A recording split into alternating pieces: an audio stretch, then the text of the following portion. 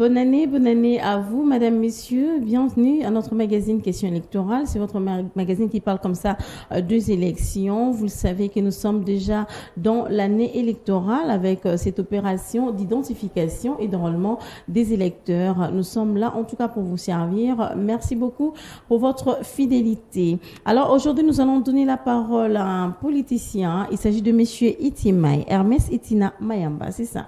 J'ai pas massacré votre nom. Non. Bienvenue. Merci. Un nom kilométrique, hein? Ah oui, hein, je suis monsieur Itina Mayamba Hermès. Ok. Donc, je suis très ravi de répondre à l'invitation Oui. qui nous est parvenue. Et nous sommes très contents et nous souhaitons nos meilleurs vœux à toute la population congolaise, mais aussi à toute l'équipe de CSS TV. Ok, merci beaucoup. Madame, Messieurs, je rappelle que monsieur Itimai, donc Ernest Itina Mayamba, est cadre, c'est un cadre de l'AVC, c'est un politicien. Il évolue dans Autre Vision du Congo, parti cher à son excellence Didier Boudimbo. Exact? Oui. Pourquoi vous avez fait votre choix sur l'AVC? Bon, je suis cadre du parti Autre Vision du Congo. Nous avons fait le choix d'appartenir à ce parti politique à cause de sa vision pour le Congo. Parce que dans AVC, nous croyons que ce pays peut se développer. Nous croyons en l'homme congolais, qu'il est doté de potentialités, de capacités énormes pour pouvoir relever les défis qui nous attendent. Donc, nous pensons vraiment dans AVC que si nous travaillons dur, nous pouvons amener ce pays à rencontrer tous les défis qui lui sont imposés. Très bien. Le capital humain est au centre du développement de votre parti politique et on les voit en œuvre. Ah oui. Ok, exact. Alors, monsieur Itimai est aussi entrepreneur, c'est ça? Vous évoluez aussi dans l'informel. Exactement, donc quoi? Bon, je suis entrepreneur, je suis promoteur des écoles privées, dénommée American Academy of Excellence. Une école bilingue?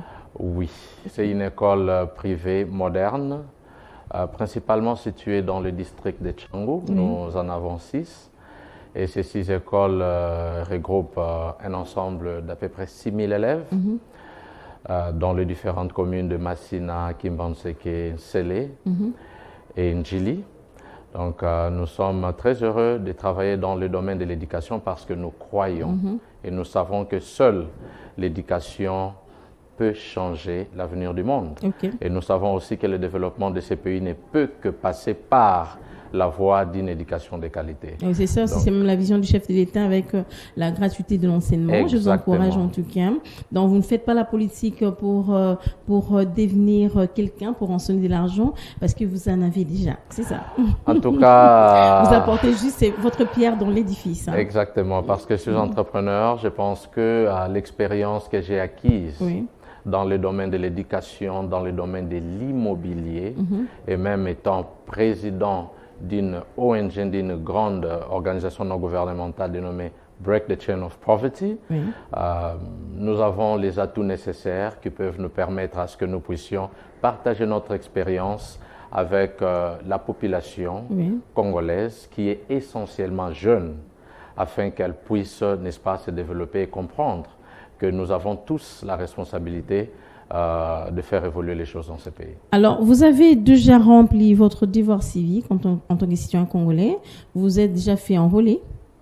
Oui, certainement. J'ai répondu favorablement et positivement à l'appel de la Commission électorale nationale indépendante, la CENI en cycle, pour aller obtenir ma carte d'électeur.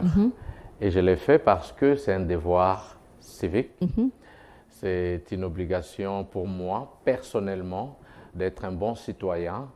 Et comme l'article 5 de notre Constitution le dit, la souveraineté, n'est-ce pas, provient du peuple et que le pouvoir émane du peuple.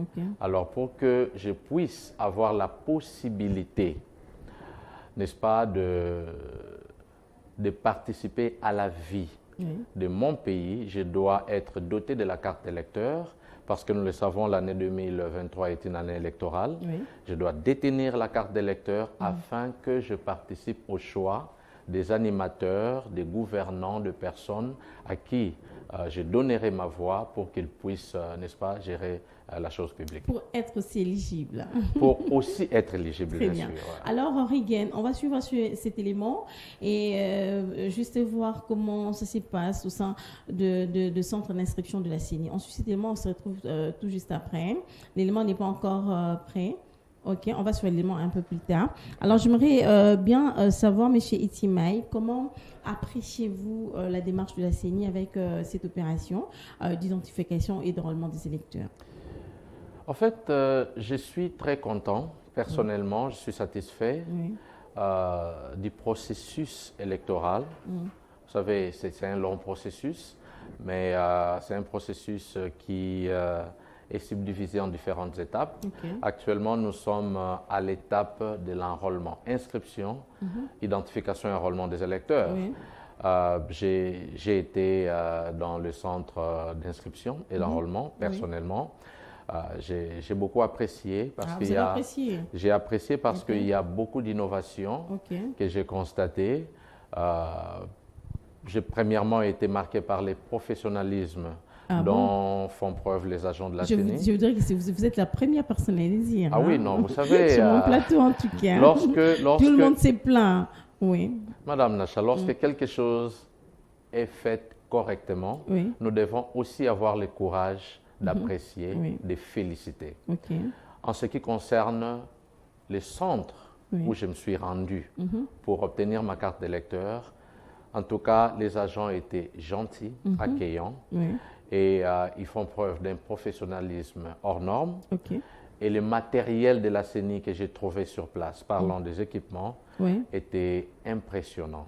Parce que comparativement aux échéances passées, à l'enrôlement passé, parce que j'avais pris ma carte d'électeur depuis 2006, 2011, ainsi de suite. Donc, j'ai remarqué que les équipements, même pour la prise des empreintes digitales, cet équipement est différent. Pour moi, ça donnait vraiment l'impression d'une précision incroyable. Et nous avions même participé à la prise, je ne sais pas, de l'empreinte de la vue avec l'iris, l'équipement. Aujourd'hui, oui. Ah oui, donc... apparemment, il y a même des codes aux yeux, là. Vous savez... ça se limite plus au doigt. Hein. Exactement. Je crois que lorsque nous voyageons dans les différents aéroports, des fois l'identification... Et voilà, ça s'est fait à travers les yeux. Et je crois que lorsque les choses sont faites correctement, nous devons avoir le courage d'apprécier. Et personnellement, je pense que l'une des faiblesses qui avait été constatée par les passés, à travers les différentes... inscriptions, c'est pas processus électoral qui était passé, on avait dénombré un certain nombre de faiblesses dans le sens de dire il y a ceux qui font les travaux de main, notamment le menuisier, les maçons qui avaient perdu leurs empreintes et qui n'avaient pas moyen, ou non, le fichier électoral était corrompu. Il y avait beaucoup de gens qui étaient inscrits qui n'avaient pas d'empreinte. Mais cette fois-ci, non seulement l'on participe à une empreinte digitale je dirais, de haute qualité, mais il y a aussi les yeux qui interviennent parce que chacun de nos yeux, vous savez, constitue une empreinte pour chacun de nous. Donc pour moi, je pense que c'était très bien fait. Il y a quand même des innovations. On va revenir. Et même la carte a le QR code. D'accord, on arrive avec la carte, parce que vous allez commenter sur votre carte. Alors, Regan, on va suivre cet élément et on se retrouve tout juste après. Là. Il a rempli son devoir civique, Hermès Itina Mayamba, cadre du parti Autre Vision du Congo, parti cher à son excellence Didier Boudimbo. Hermès Itina Mayamba se fait accompagner par sa base de la commune de Massina, quartier 3, pour répondre à l'appel de la Commission électorale nationale indépendante et celui de se faire identifier et s'enrôler afin d'obtenir sa carte d'électeur. À son arrivée, il a rempli toutes les formalités au centre d'inscription de l'Institut Mapendo. Et au sortir de la salle d'inscription, Hermès Itina Mayamba a salué les professionnalismes de la CENI et a remercié le chef de l'État pour avoir réalisé sa parole sur l'enrôlement. Très content, en tant que Congolais, de répondre favorablement à l'appel de la CENI, de venir obtenir ma carte d'électeur en m'enrôlant. Et c'est un devoir civique qui est garanti par la Constitution. Et je suis très content parce que cela s'est fait vraiment avec le respect des règles de l'art. Et je suis très content du professionnalisme dont font preuve les amis de la CENI. Je voudrais profiter de cette occasion pour dire un grand merci au chef de l'État, le président Félix Antoine Tshisekedi Tshilombo, qui avait promis qu'il y aura respect de la Constitution en respectant, n'est-ce pas, ce cycle électoral. Nous sommes très très contents parce que, tel que le gouvernement avait promis de financer les processus électoraux, nous sommes en train de palper du doigt, n'est-ce pas, le processus qui est déjà en cours. Donc nous sommes très contents parce qu'il avait promis et il l'a fait. Et je crois que, comme je l'ai dit tantôt, la Constitution, dans son article numéro 5, stipule que le pouvoir émane du peuple et que la souveraineté nationale provient du peuple.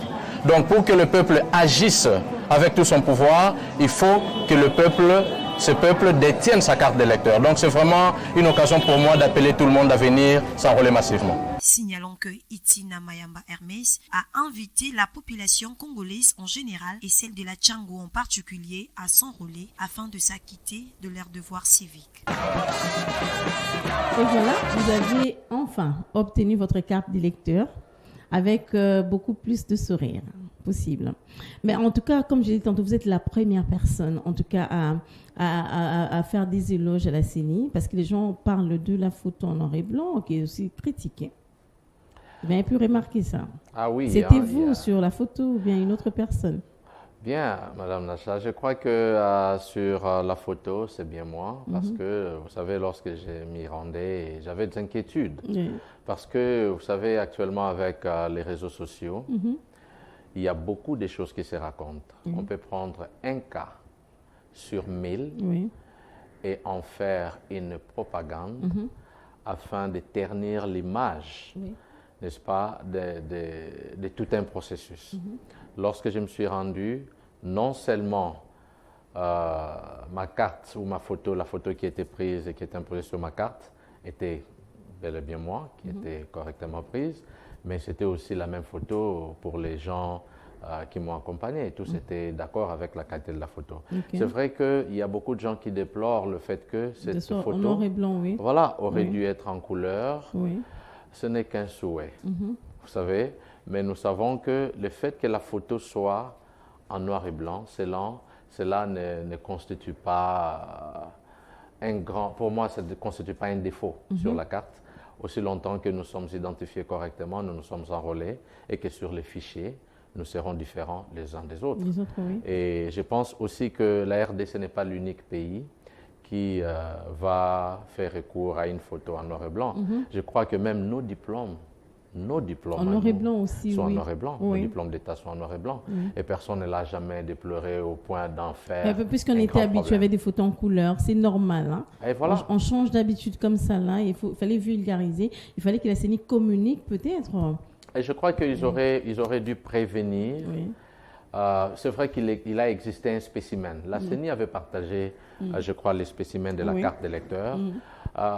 Certains d'entre nous n'avions pas prêté attention à ça, au fait que la photo était en noir et blanc. En noir et blanc, et la CENI n'a pas communiqué. C'est pas moi. Voilà. Donc, je crois que la CENI aurait dû insister sur le fait qu'il y aura quelques éléments de différence. Pour que le peuple puisse se préparer psychologiquement à avoir une carte, à détenir une carte d'électeur avec photo noir et blanc. Mais pour moi, je pense que avec toutes les expériences vécues et ce que nous vivons dans d'autres pays, sous d'autres cieux, il n'est pas mauvais d'avoir une carte, un permis de conduire, un passeport, je ne sais pas quoi. C'est pas seulement en RDC, en France, en Belgique, des cartes d'électeurs sont les photos toujours en noir et blanc. Hein. C'est pas seulement ici en RDC. C'est pas une nouveauté, il faut que les gens s'habituent quand même. Exactement. Alors la CENI n'a donné que 1 mois. Donc vous êtes fait enrôler, on a vu, avec votre base, mais il y avait quand même des gens qui étaient là, présents, pendant 2 ou 3 jours, qui attendaient des cartes sans pour autant être servis. Alors, est-ce que le 1 mois est vraiment suffisant pour que tout le monde soit servi? Je crois que nous avions tous suivi la communication de la CENI quant à ce. Le président Kadima avait pris la parole. Il a d'abord présenté le calendrier électoral et qui prévoyait les différentes étapes, n'est-ce pas, la manière dont les choses vont se passer. Et personnellement, je pense que le 1 mois serait vraiment osé, parce que c'est trop court. Trop court en tout cas, pour enrôler les 50 millions d'électeurs attendus. je pense quand même que ce délai est court. Oui.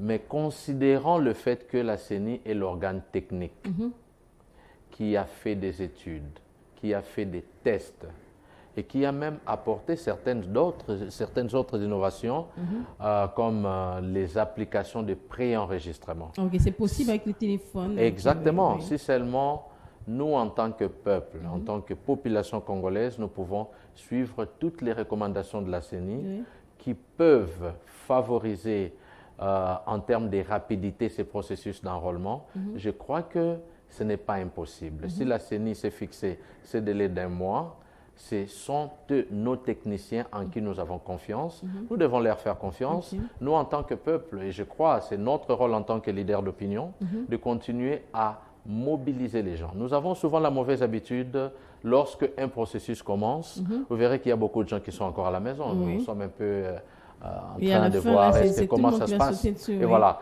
vers la fin, lorsque nous approcherons de l'échéance de la date butoir, et vous verrez tout le monde se présente au même moment, et c'est comme ça que ça crée des problèmes. Mais dis-moi, j'étais content suivant le président de la CENI lorsqu'il a dit que lorsqu'ils vont constater qu'il y a encore de longues files d'attente, à la fin, ils pourront toujours ajouter des jours. Personne ne restera dans un centre d'inscription d'enrôlement sans carte d'électeur parce que l'échéance et a été atteinte. C'est déjà une promesse. Voilà. C'est bien. C'est une promesse et nous lui faisons confiance. Alors, vous serez candidat? Bien sûr. Député national ou bien présidence? Je serai candidat député national et je serai aussi candidat député provincial. Vous allez faire les deux? Et comme vous le savez, notre candidat député, notre candidat président de la République est bel et bien, pour le parti Autre Vision du Congo, nous sommes déjà prononcés, c'est le président Félix-Antoine Tshisekedi Tshilombo que nous soutenons. Vous serez dans quelle circonscription électorale? Nous allons présenter notre candidature dans la circonscription de la Tchangou. La Tchangou. Parce que vous avez grandi à Tchangou ou c'est seulement parce que le parti politique vous a imposé? Non, personnellement, je suis natif de Tchangou. J'ai fait presque toutes mes études primaires, secondaires à Tchangou. C'est vrai qu'à l'université, je suis allé à la grande université de Kinshasa. Mais après mes études, je suis rentré à Tchangou où j'ai investi à Tchangou. Donc l'essentiel de mes activités sociales, humanitaires, entrepreneuriales, économiques sont toutes basées à Tchangou. Et j'habite Tchangou aussi. Les gens vous connaissent là-bas. Il n'y a pas match. Tchangou, c'est ma base. On va vous voter sans polo. Sans pourtant vous soudoyer quelque chose à la population. Leader à Tchangou et je suis très sûr que la victoire est assurée. Voyons voir. Alors, il y a une question que j'aimerais bien vous poser, M. Ernest Itina Mayamba. Très souvent, quand la CENI publie ses résultats des votes, on crie à la tricherie. Alors, en tant que politique, parce que vous êtes dans la politique, selon vous, en tant qu'analyste, selon vous, qu'est-ce que la CENI doit faire pour crédibiliser ces élections?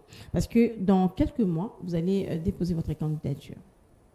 OK, merci beaucoup. Je crois qu'au regard des cycles passés, il y a toujours eu des contestations. Vous savez, actuellement, même lorsque nous suivons l'actualité dans le monde, les contestations sont devenues monnaie courante. Tous nous étions choqués de voir que même aux États-Unis, qu'il y ait contestation. Alors, je crois que la contestation peut aussi provenir du fait qu'un candidat qui a perdu les élections, un mauvais perdant, a du mal à accepter la réussite ou le succès de l'autre. Bon, nous ne pouvons pas contrôler les tempéraments et les attitudes des uns des autres, mais nous pensons que, tel que amorcé, les processus, commençons par l'installation du bureau de la CENI, les différentes lois qui ont été votées, la loi organique portant organisation de la CENI, il y a la loi électorale qui est venue après et tous les processus qui sont en cours. Vraiment, il y a toujours eu appel au consensus. C'est vrai que la frange de l'opposition, ou les amis qui sont du côté de l'opposition, cherchant le buzz, cherchant à se faire entendre, cherchant à créer, n'est-ce pas, des commentaires ça et là, essaye de temps à autre à essayer de contester. Nous entendons, à décourager, boycotter ça et là. Mais nous pensons que des fois, ces choses, ces commentaires, ces attitudes relèvent de la mauvaise foi. Lorsque les choses sont faites correctement, nous devons avoir le courage d'avancer. Ces pays doivent se développer.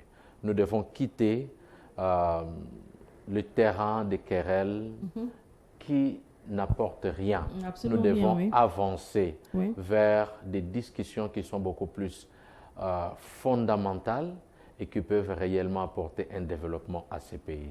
Et tel que nous sommes, je crois que la RDC, la République démocratique du Congo, est en train de diriger la région de l'Afrique centrale avec un exemple de démocratie. Et je pense même que par moment, lorsque notre CENI est contesté au niveau interne, ça s'est passé par le passé, mais d'autres pays africains ont fait recours à nos experts de la CENI pour pouvoir fiabiliser leur propre cycle. Donc au moins il y a la crédibilité. Hein, il y a la crédibilité, mais cela n'empêchera pas ce qu'il y ait des améliorations quand même. Oui. Et voilà donc. Mais nous sommes quand même à notre 4e cycle électoral, c'est ça. Alors j'aimerais bien que vous puissiez faire un parallélisme par rapport au cycle précédent. Qu'est-ce qui a marché, qu'est-ce qui n'avait pas marché, selon vous? En vous référant bien sûr à la loi électorale qui a été rénovée. Bon, la loi électorale actuelle, elle est nouvelle. Je crois qu'elle est venue, elle a apporté des innovations. Nous entendons parler des innovations en matière de représentativité de la femme, des candidatures féminines. Nous entendons aussi parler, n'est-ce pas, de seuils en termes de prorata de 60% des sièges d'une circonscription et ainsi de suite. Donc, il y a beaucoup d'innovations. Je crois que cette loi électorale qui a été mise en place, elle est venue, elle a été votée, promulguée pour corriger les faiblesses de la loi électorale passée. Et nous pensons qu'avec cette loi, nous avançons vers des élections qui nous poseront le moins de soucis possible. Vous savez que les cycles passés, s'il faut comparer, il est plus facile de faire le parallélisme entre deux points. Je ne saurais pas le faire pour les 3 cycles au même moment. Mais de deux, je compare celui-ci à l'ancien, au plus proche qui vient de se passer. Nous avons dans cette loi électorale l'obligation, ça c'est ce que j'ai lu, l'obligation de la publication des résultats bureau de vote par bureau de vote. Très bien. Ça, je crois, c'est ce qui constituait même l'essentiel des différentes contestations que nous avions subies. Non, la CENI nous a présenté des résultats comme si ils sortaient, je ne sais pas, des officines politiques, ainsi de suite. Ils ont créé même des nominations. Voilà, les députés sont nommés, pas élus. Ils doivent démontrer comment est-ce qu'ils sont arrivés à l'accumulation de toutes ces voix.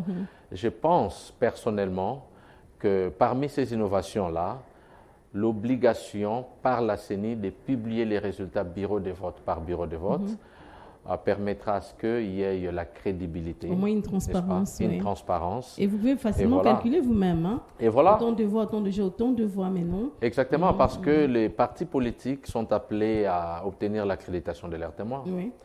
Il y a des observateurs, des journalistes qui sont là aussi. Alors, moi, je pense qu'en lieu et place de rêver et de se préparer à contester les résultats, il est temps à ce que nos partis politiques, nos regroupements politiques mettent en place des stratégies efficaces pour qu'ils soient représentés dans chaque bureau de vote.